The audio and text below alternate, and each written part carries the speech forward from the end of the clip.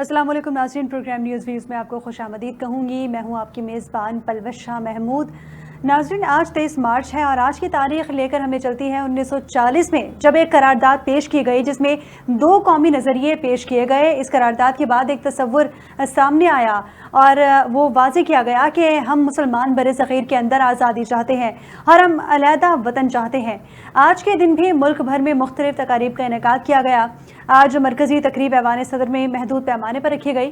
बुनियादी तौर पर पहले ये तकरीब किसी बड़े मैदान में होना थी, लेकिन रमज़ान और मौसम की वजह से तकरीब को छोटे पैमाने पर रखा गया।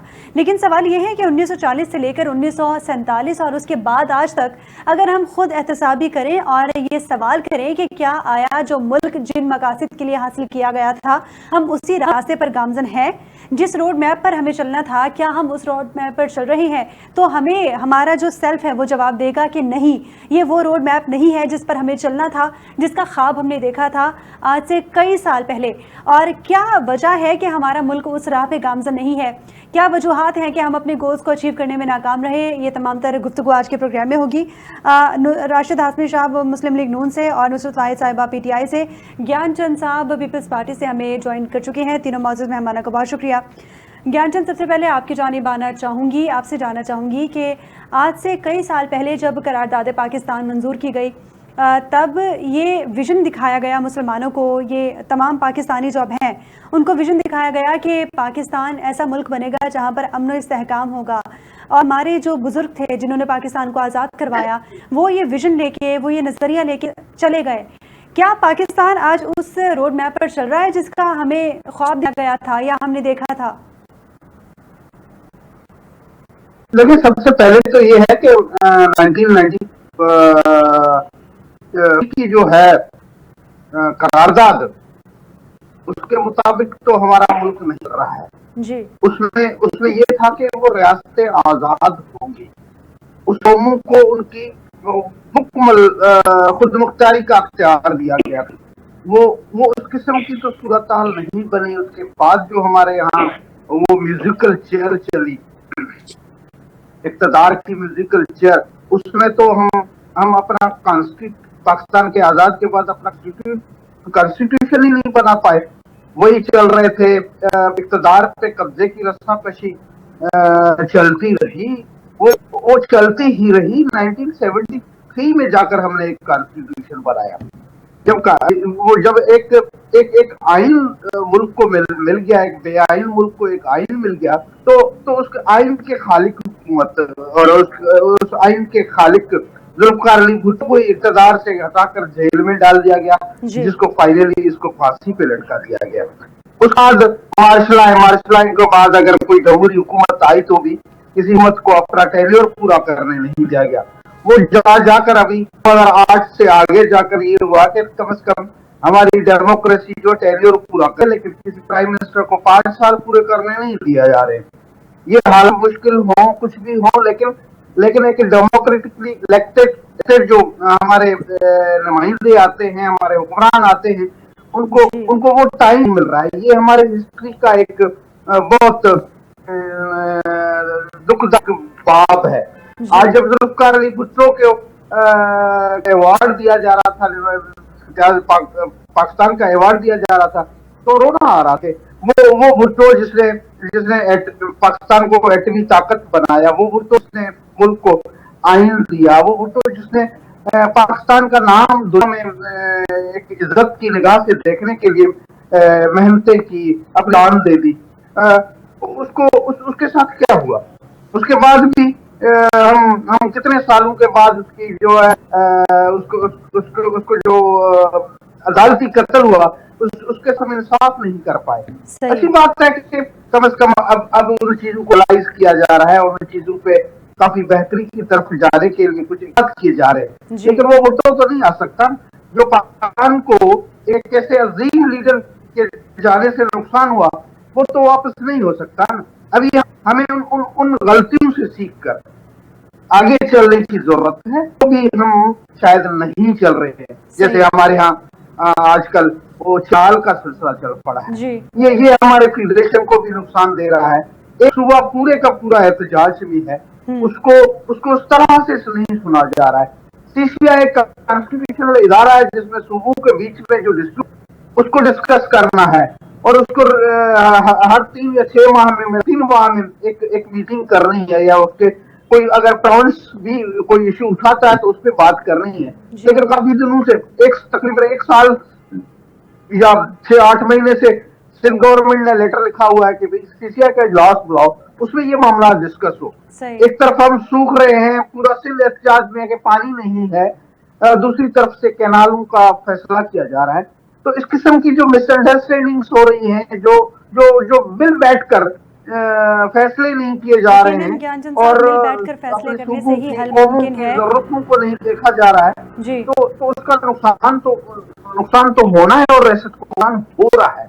हमें अभी होश के नाखून लेने चाहिए। मैं समझता हूँ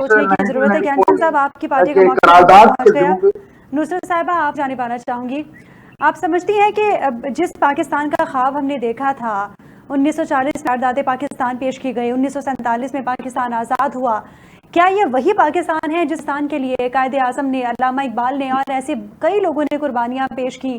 क्या वही पाकिस्तान है? क्या इसी पाकिस्तान के लिए इतनी कुर्बानियाँ दी गई थी? बिस्मिल्लाहिर्रहमानिर्रहीम, बहुत शुक्रिया अपने प्रोग्राम में लेने का। मुझे यकीनन पाकिस्तान की तहरीक जो है वो 1947 से नहीं शुरू हुई या 1941 से नहीं शुरू हुई। ये 1858 में जब पहली जंग आज़ादी लड़ी गई है उसके बाद से ये रियलाइजेशन शुरू हो गई थी। लोग समझ चुके थे, मुसलमान खास तौर पर, कि हम हिंदुओं के साथ नहीं रह सकते, क्योंकि इन्होंने तमाम जो है हकूक उनको सलब करना है। और आज हम देखते हैं कि वो किस कदर सही फैसला था। फिर जिस तरह ये प्रोसेस आगे चला, किस तरह गांधी जी की सारी तरकीबें कायदे-ए-आज़म मोहम्मद अली जिन्ना को समझ आने लगी कि ये क्या चाहते हैं और क्या नहीं चाहते, क्योंकि वो अपेरेंटली बहुत ही हम्बल तरीके से रहते थे, जबकि कायदे-ए-आज़म इंतहाई शानदार तरीके से जिंदगी गुजार रहे थे, पढ़े लिखे थे, सूटेड बूटेड रहते थे। उनकी ड्रेसिंग, उनका सिगार, उनकी तमाम चीजें जितनी वो बताती थी कि वो एक पढ़े लिखे और बेहतरीन इंसान है। जबकि गांधी साहब ने इंतहाई जिसे कहना चाहिए हम्बल अपना अपीयरेंस रखी हुई थी, लेकिन इंतहाई शुरूफ थे वो अंदर से। और इस तरह कायदे-ए-आज़म जो थे वो बहुत जल्दी इस चीज को पहचान गए कि इन लोगों के साथ रहना नामुमकिन होगा। और फिर जो उन्होंने तहरीक पास की लाहौर में मीनार पाकिस्तान के पास, तो आप ये देखें कि वो तहरीक विदिन 7 years हम इस काबिल हो गए बगैर किसी जंग के कि हम अपना मुल्क अंग्रेजों से ले सकें। लेकिन जिस हिसाब से, जिस तरीके से, जिस मिशन के तहत बनाया गया था पाकिस्तान के, हमारा मिशन क्या था? नंबर 1 तरीके इस्लाम के नाम पे पहला एक मुल्क इस तरह से लिया गया था जो अल्लाह के नाम पे बनाया गया, और 27 रमजान को ये बना, जिससे बहुत उम्मीदें थी कि जहाँ पे मुसलमान अपनी जिंदगी अपने इस्लाम के असूलों के ऊपर गुजार सकेंगे, सारा कुछ कर सकेंगे। लेकिन हमने देखा कि किस तरह पाकिस्तान बनते साथ ही कौन सी ताकतें थी इस तरह की अननोन थी जो पाकिस्तान के जमहूरी निज़ाम के ऊपर हमला आवर हुई, और फौरन ही कुछ ही अर्से बाद आपको पता है माशाल्लाह लग गया। तो माशाल्लाह इतना लंबा चला, और उस माशाल्लाह का नतीजा ये हुआ कि मुल्क 2 टुकड़ों में बढ़ गया। अब यहाँ पे भुट्टो साहब थे, भुट्टो साहब ने बहुत अच्छे काम किए। जाहिर उनको किसी चीज का इल्जाम देना तो फेयर नहीं है, क्योंकि उनके हाथ में तो शायद नहीं था कि मुल्क को 2 टुकड़े करवाते या इस तरह की चीज होती, लेकिन जाहिर है he was part of it. खैर, पाकिस्तान सेपरेट हो गया, अलग अलग हम लोग हो गए यहाँ पे, लेकिन फिर उन्होंने बहुत अच्छे 2-3 इस तरह के काम किए, जैसे एटॉमिक बॉम्ब की बुनियाद रखी, क्योंकि वही एक ऐसी चीज थी और है जिसने हमें इंडिया से अभी तक बचाया हुआ है। अदरवाइज तो ये लोग 4 साल से हम कब का खा पी चुके होते। सही। तो आज जो लोग हैं, एक्चुअली मसला सारा ये है कि जो कुर्बानियां दी वो हमारे माँ बाप ने दी, हमसे पहले वाली जनरेशन थी, यानी मुझसे पहले वाली जो जनरेशन थी, उन लोगों ने कुर्बानियां दी। अपने माँ बाप, बहन भाई, जमीनें, महल, घर, जो भी चीजें थी सब छोड़ छाड़ के खाली हाथ यहाँ पे आए, और आके उन लोगों में से थे जिन्होंने यहाँ की क्लेम नहीं किया। वरना तो दूसरे दिन ही लोग लाइनों में खड़े हो गए और क्लेम करना शुरू हो गए कि हमारे इतने बड़े घर थे, हमारे इतने बड़े महल थे। इस हिसाब से बहुत सारे ऐसे लोग थे जो थे वो ऐसे भी नहीं थे, वो सिर्फ ये चाहते थे कि पाकिस्तान प्रॉस्पर करे और वो जो कुर्बानियां दे के आए हैं उसका रिजल्ट मिले। लेकिन उसके बाद जब हमारी जनरेशन आ जाती है, जैसे जरदारी और नवाज शरीफ और फला फला जालमत वगैरह, तो ये इन लोगों ने एक्चुअली पाकिस्तान को खराब इन लोगों ने किया है। जब इनकी नीयत सिर्फ ये हो गई कि हम यहाँ से दौलत कमाएं, जी जितनी हम दौलत कमा सकते हैं वो कमा लें। और उसके बाद आपने देखा कि वो दौलत जो जमा की जाती थी वो सब बाहर चली जाती थी। अभी हमें बहुत सारी चीजों को पता है, कहाँ पे कौन कौन सी जायदादें क्या है क्या नहीं। जी उसका जो सबसे बुरा इम्पैक्ट हुआ है ये हुआ है इन दो जमातों ने जो हम लोगों के इस जनरेशन है उसके अंदर से करप्शन का कॉन्सेप्ट खत्म कर दिया बिल्कुल। क्योंकि आप किसी घर में चले जाएं तो वहाँ पे ना स्टाफ है कि माली मासी को जो मर्जी वो हर बंदा अपने आप से डंडी मारेगा जिसको मौका मिलेगा, क्योंकि अब वो करप्शन का वो रहा नहीं कि इसमें गुनाह मिलेगा। और जो बहुत ज्यादा एक और चीज हमारे यहाँ आम हो चुकी है वो ये कि मरने के बाद उठने का दर्द खत्म हो गया। हम मुसलमान होने के नाते सबसे पहले तो गुनाह से इसलिए बचते थे ना, यकीन एहतसाब करना बहुत जरूरी है। जी नुसरत साहिबा आपकी जानिब पे आऊंगी। राशिद हाशमी साहब की जानिब आना चाहूंगी। कॉन्सेप्ट है वो खत्म हो गया। तो ये पाकिस्तान जिस हालात पर जा रहे थे जिनसे वो सिवाय डिटोरेशन के और कुछ नहीं है। आप बैठो बेटा को देख लें, आप इस्लामाबाद 26 नवंबर को देख लें, या बहुत सारे और इंसिडेंट हैं उनको देखें। हम लोग ये सोच ही नहीं रहे हैं कि हमने पाकिस्तान को आगे की तरफ लेके जाना है। हमने सिर्फ ये सोचा हुआ है कि जो एक आवाज उभर रही है उसको दबाओ, किस तरह दबाओ, जो मर्जी हमारे पास टूल है हम उसको आजमाएंगे और सख्ती से इसको दबा देंगे। जबकि हम जानते हैं कि जो 70% जो है वो यूथ है और यूथ को दबाना कोई आसान काम नहीं होता। यकीनन यूथ को दबाना कोई आसान नहीं होता। ठीक है नुसरत साहिबा आपका मौक़िफ़ हम तक पहुंच चुका। जी राशिद साहब आपकी जानिब आना चाहूंगी। क्या वजह है कि हम इतने सालों बाद भी बहुत पीछे रह गए दूसरे मुल्कों की निस्बत, और हमारे नौजवान अगर उनकी बात की जाए तो वो कॉन्स्टेंटली कोशिश करते हैं कि पाकिस्तान से बाहर किसी मुल्क का वीज़ा उनको मिले और वो फुर्सत में निकलें। क्या वजह है पाकिस्तान को उस तरह हम नहीं बना पाए कि नौजवान नस्ल यहाँ पे खुश रह सके और उनके लिए मौके मौजूद नहीं है? पलवशा, मैं पाकिस्तान को लेके कभी भी मायूस नहीं हुआ। चंद इशार से मैं बात का आगाज करूंगा कि माना कि इसको गुलिस्तान ना बना सके जी।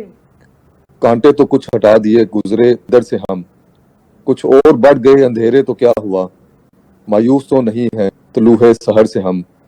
तो ये कांटे से कोहटा तक का सफर करने वाला मुल्क है कि जब हम लोग हिजरत करके हमारे बाउजदाद यहाँ पे पाकिस्तान में लुट लुटा के आए थे, तो उस वक्त जो ऑफिस में पेपर्स को नथी करने के लिए कॉमन पिन्स वगैरह तक भी दस्तयाब नहीं होती थी। फिर सारी दुनिया ने देखा कि जुल्फकार अली भुट्टो शहीद का जो बनाया प्रोग्राम और जिसको एग्जीक्यूट किया मियां मोहम्मद नवाज शरीफ साहब ने, और 1998 में जो एटमी धमाके किए इंडिया के मुकाबले में, तो उसकी वजह से हमारा जो है एक जो है वो नाक़ाबिल तस्खीर किस्म का हमारा जो डिफेंस हो गया है जी। तो आगे जो खराफात आई हैं, जो म्यूजिकल चेयर की बात की ज्ञानचंद साहब ने कि इक़्तिदार को उस तरह नहीं फलने फूलने दिया गया, जमहूरी रवायात को नहीं फलने फूलने दिया गया, तो वो बात ठीक है। मैं कोई इख्तिलाफी बात नहीं करूंगा कि किसने चोरियां की और किसने क्या सिखा दिया नौकरों माइयों को। जो इनके लीडरान ने चोरियां की हैं, क्या वो भी हम लोगों ने इन्हें सिखाई थी? जो इनके ऊपर जो करप्शन के इल्जाम आते हैं सारे तोशा खाना के, मैडम आपने जरदारी साहब का और नवाज शरीफ साहब का नाम लिया, तो जरा प्लीज सब मेरी बात सुनिए। हाँ जी, तो इमरान खान ने भी किया है ये घड़ी चोरी का केस जो ना इमरान किया है, तोशा खाना का केस उसके ऊपर है। आप देखें तमीज के साथ जरा बात सुने। हाँ जी, उसके बाद ये पलवशा आप किस तरह के बद तहजीब किस्म के लोगों को ले इनको बात सुनने का हौसला नहीं। ठीक है, देखे मैंने इनकी बात सुनी है, तो ये अब बीच में इंटरप्ट कर रही है, तो ये और मेरे मुंह से क्या सुनेंगे? इनको मेरी बात सुननी चाहिए। मैं इनका नाम नहीं ले रहा, लेकिन ये जिस तरह इंटरप्ट कर रही है दुरुस्त नहीं है। तो इमरान खान के ऊपर जो 190 मिलियन पाउंड की जो करप्शन है वो साबित शुदा है। इसने चोरी के इसने किक्स बैक लिए हैं, इसकी बीवी ने हीरे की अंगूठियों वाली वो सारी वीडियो ऑडियो कॉल जो लीक है वो इन लोगों ने करप्शन की ही है। लेकिन अगेन आज का दिन वो नहीं है कि हम इस बहस में पढ़ें कि किसने कितनी चोरी की और वो किस दूसरों के ऊपर क्या हो। ये मौके के ऊपर जो इल्जाम लगाते, अब हमें जो ना थोड़ा सा हमें थोड़ा सा बतौर Pakistani irrespective of political differences, irrespective of किस पार्टी से मेरा किसी से ज्ञानचंद साहब का या किस पार्टी से मोहतरमा का ताल्लुक है, हमें एज ए पाकिस्तानी इस चीज को सोचना चाहिए कि जिस किस्म की बरीक वारदात डाली जा रही है डिजिटल दहशतगर्दी के थ्रू, हम लोग इस वक्त बैरून मुल्क से बैठे और आप लोग पाकिस्तान से बैठे कनेक्ट हैं, तो किस चीज के थ्रू कनेक्ट है? जो हमारे सामने डिवाइस है मोबाइल फोन, हर बंदे के हाथ में है, हम लोग आपस में प्रोग्राम कर रहे हैं, हमारे ऑडियंस हमें सुन रहे हैं इन्हीं डिवाइसेस के थ्रू। तो इट मीन्स कि ये चीज हमारे बेडरूम्स तक, हमारे हाथों तक जो पहुंच चुकी है, और इसके ऊपर जो है जो मुख्तलिफ किस्म के पाकिस्तान मुखालिफ जो कुव्वतें जो हैं वो जो कर रही हैं, जो प्रोपेगेंडा कर रही हैं पाकिस्तान के खिलाफ, पाकिस्तान को मुसलसल कमजोर करने की, हमें उस चीज को जनाब, वो अगर कोई बंदा उठ जाता है मैं उसके सख्त खिलाफ हूँ, लेकिन अगर कोई बंदा पाकिस्तान के खिलाफ प्रोपेगेंडा करने के ऊपर उठाया जाता है तो मुझे बताए कि कौन मुहिब वतन पाकिस्तानी जो है इसकी हमाई करता। तो मेरी गुजारिश ये है, मैं चंद अशार याद आ रहे हैं कि अहमद फराज साहब कहते हैं कि आज ऐसा नहीं होने देना, मेरे 100 जानो आपके घर जल्जले आए तो क़यामत होगी, मेरे दिलगीर मेरे दर्द के मारे लोगों, किसी कातिल किसी जालिम किसी गासिब के लिए खुद को तकसीम न करना मेरे प्यारे लोगों। तो मेरा यही गुजारिश है कि तमाम मुसलमान हम लोग, तमाम हमारे अकलीती बहन भाई, ख्वाह वो सिख कम्युनिटी से हैं, हिंदू कम्युनिटी से हैं, क्रिश्चियन कम्युनिटी से हैं, वो हम एक बराबर के पाकिस्तान हैं। ये ज्ञानचंद साहब जो बैठे हुए हमारे साथ, ये किसी और हमारे से कम पाकिस्तानी नहीं है, ये किसी भी तौर हमारे से ज्यादा मुहिब वतन तो हो सकते जो यहाँ पे बैठे हुए हैं।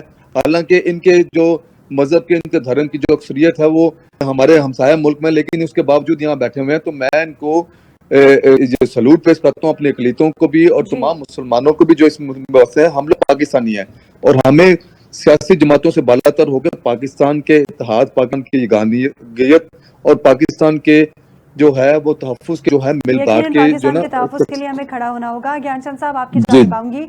अब आपसे जानना चाहूंगी कि कहाँ नाकाम रहे हम, कहाँ पे हमने लैग किया कि कई हुकूमतें भी आई, कई जमहूरी हुकूमतें देखी, मार्शल लॉ का सामना किया। पाकिस्तान इतनी आसानी से नहीं बन गया। पाकिस्तान बनने के वक्त बहुत कुर्बानियाँ दी, पाकिस्तान को यहाँ आने के लिए बहुत कुर्बानियाँ दी। तो इसमें लैग कहाँ कर गए हम? क्या ऐसी पॉलिसी थी जो अपनाना ज़रूरी थी? किन पॉलिसीज़ को अपनी आइन से निकालना ज़रूरी था? क्या सकते हैं आप? आपका आवाज थोड़ा कम आ रहा था, पूरा तो मैं नहीं सुन पाया जी, लेकिन ये है कि हमारा डेमोक्रेटिक से चलता रहे। आप कह रहे हैं कि हमारे मुल्क को कौन सी पॉलिसीज अपनाने की जरूरत थी और कौन सी पॉलिसीज निकालने की जरूरत थी? लेकिन मैं समझता हूँ कि हम कॉन्स्टिट्यूशन को फॉलो करना चाहिए। हमें जो मौजूदा कॉन्स्टिट्यूशन है उसके मुताबिक हमारे अवामी नुमाइंदों को अपना रोल प्ले करने देना चाहिए। वो लोगों की आवाज होते हैं, वो लोगों के मसाइल सकते हैं, और जब कॉन्स्टिट्यूशन को हम नहीं मानते और उस सिस्टम को फॉलो नहीं करते, मैं उस किसी कंट्रोवर्सी की बात में तो नहीं जा रहा, लेकिन बदकिस्मती से हमारा जो पॉलिटिकल सिस्टम है वो भी मैच्योर नहीं हो पाया। मुख्तलिफ तंजीम, हमारी जो पार्टियां हैं वो एक दूसरे की टांगें खींचने में चलती रही और हमारी एस्टेब्लिशमेंट की शहर पे एक दूसरे की गवर्स को गिराती रही है। तो ये जो चल पड़ा था वो खत्म होना चाहिए। मैं कहूंगा कि पीपुल्स पार्टी मुस्लिम लीग लोगों की क़यादत ने, नवाज शरीफ और मोहतरमा बेनजीर भुट्टो साहब ने एक चार्टर ऑफ डेमोक्रेसी साइन किया, जिसकी वजह से आज ये दो पॉलिटिकल पार्टीज दूसरे कदम के तौर पे एक दूसरे की गवर्नमेंट को सपोर्ट कर रही है। पाकिस्तान के इश्यूज पे बावजूद इख्तलाफात के एक दूसरे को सपोर्ट कर रही है। ये स्पिरिट डेमोक्रेसी का कि आप इख्तलाफ रखो, लेकिन इख्तलाफ रखने की वजह ये ना हो कि आप एक दूसरे का नुकसान करो। जो चीजें मुश्तरका तौर पर मुल्की मफाद में है उनके लिए आप साथ मिल बैठो। पॉलिटिकल पार्टी जो हमारी अपोजिशन में है वो अपना पॉइंट ऑफ व्यू रखे, अपना इख्तलाफ रखे, वो प्रोटेस्ट करे, पुरअमन प्रोटेस्ट करे, लेकिन कम से कम मुल्क की मफादात की जो भी बात आए उसमें एक दूसरे से हाथ मिले, जो हमारी रवायत नहीं रही है। अगर हम इस सिलसिले को चलना देते तो आज हम एक बड़ी डेमोक्रेसी के तौर पे आगे होते और हमारे जो इश्यूज हैं वो किसी न किसी तरह से सॉल्व हो चुके होते हैं। हमें पता नहीं चलता था ये 2008 पहले कोई गवर्नमेंट है वो चलेगी किस तरह, कोई असेंबली है वो चलेगी किस तरह। तो हर एक इसी में लगा होता था कि मैं अपने मंशूर को किस तरह से थोड़े टाइम में इम्प्लीमेंट कराऊं, उसके लिए कुछ भी करने के लिए तैयार हो जाता है। एक तरफ ये, दूसरा जो पॉलिटिकल लोगों पे इल्जाम आते हैं कि भाई वो करप्ट भी है, उनको पता ही नहीं होता था कि भाई वो इतनी सारी खर्चा करके मेहनतें करके जो असेंबली में होती है वो असेंबली कितना टाइम चलनी है। और अगला जो दौर आना है वो भी कोई इलेक्टेड लोगों का आना है या कोई आमरा आकर बैठ जाए। पाकिस्तान तो के ये जितने जो भी हमारे इलेक्ट यहाँ करने की जरूरत थी। बहुत शुक्रिया ज्ञानचंद साहब, राशिद हाशमी साहब और नुसरत राय साहिबा, आप तीनों ने अपना कीमती वक्त दिया। नाज़रीन, आज यौम पाकिस्तान, आज का दिन यौम पाकिस्तान के तौर पर सबसे ज्यादा मनाया जाए और आज के दिन हम देखते हैं कि जो एक ख्वाब हमें दिखाया गया था आज से कई साल पहले 1940 में करारदादें पास की गई और 1947 पाकिस्तान आज़ाद हुआ, लेकिन ताहाल पाकिस्तान उस विजन में नहीं पहुंचा, विजन दिखाया गया था। ताहाल पाकिस्तान वैसा परफॉर्म नहीं कर रहा जैसा पाकिस्तान परफॉर्म करना चाहिए था। तमाम जमातों को मिल बैठना चाहिए और पाकिस्तान के मफाद में सोचना चाहिए। नाज़रीन, प्रोग्राम का वक्त अपने इख्तिताम को पहुंचा। मुझे और मेरी पूरी टीम को इजाज़त दीजिए। अल्लाह हाफ़िज़।